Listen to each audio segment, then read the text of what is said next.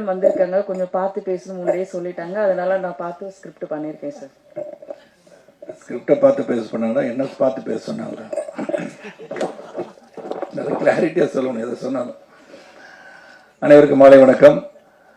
பத்திரிகை ஊடக நண்பர்களுக்கும் இந்த மேடையில் வந்திருக்கும் கலை குடும்பத்தை சார்ந்தவர்களுக்கும் செல்போன் பிரியர்களுக்கும்,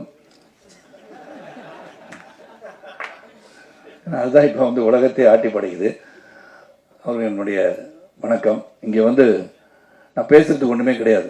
பேசிக்கலி வசந்தபாலன் வந்து சொல்லும் போது ஒரு டோட்டல் இந்த ப்ராஜெக்டை பற்றி மட்டும் இல்லை, அரசியல் வாழ்வியல் இதெல்லாம் ஒன்றா சேர்ந்து அருமையாக சிறப்பாக பேசிட்டார். இதுக்கு நம்ம பேசுறது ஒன்றுமே இல்லை.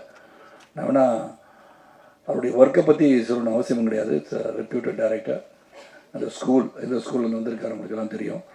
And dedicated person. அதை முதல்ல வசந்தபாலனை பற்றி நான் சொல்லியிருந்தேன். ஏன்னா டெடிக்கேட்டட் பர்சன் இந்த ப்ராஜெக்டை பண்ணுறாருன்னு சொன்னோடனே I know it's in safe hands.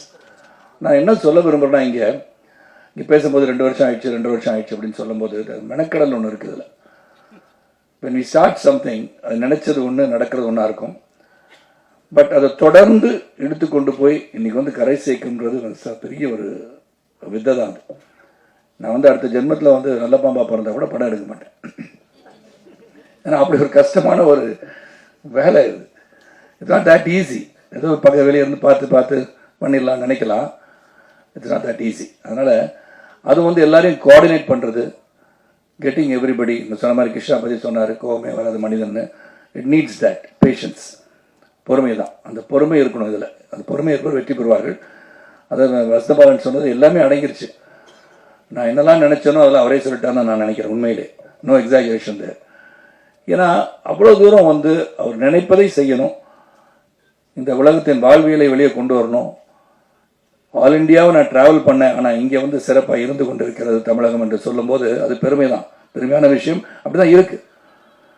ஏன்னா அந்த அளவுக்கு வந்து இன்னும் டெவலப் ஆக வேண்டிய இடங்கள் பல இருக்கின்றன. அப்படி இருக்கும்போது இதை வந்து வெளியே கொண்டு வரணும். அரசியல்னா என்ன, அரசியலில் வந்து நுணுக்கங்கள் என்ன, மக்களுக்கு சேவை செய்யும் போது நடைமுறையில் வந்து சிக்கல்கள் என்ன, இதெல்லாம் ரொம்ப சிறப்பாக சொல்லியிருக்காரு. நான் கொஞ்சம் தான் அப்பப்போ வந்து ஆஃபீஸில் உட்காரும் போது என்ன பண்ணியிருக்காங்கன்னு பார்ப்பேன். அதுவும் ஒரு வசந்தபாலன் பர்மிஷன் கொடுத்துட்டான்னு கேட்பேன்.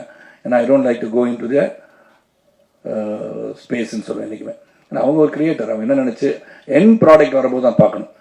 அதுக்கு முன்னாடி ஏதாச்சும் கருத்து சொல்லிட்டு இருக்கிறதோ அதெல்லாம் தேவையும் கிடையாது. Not for Vasanthabalan. செய்திகளை உடனுக்குடனும் துல்லியமாகவும் தெரிந்து கொள்ள சப்ஸ்கிரைப் பண்ணுங்க.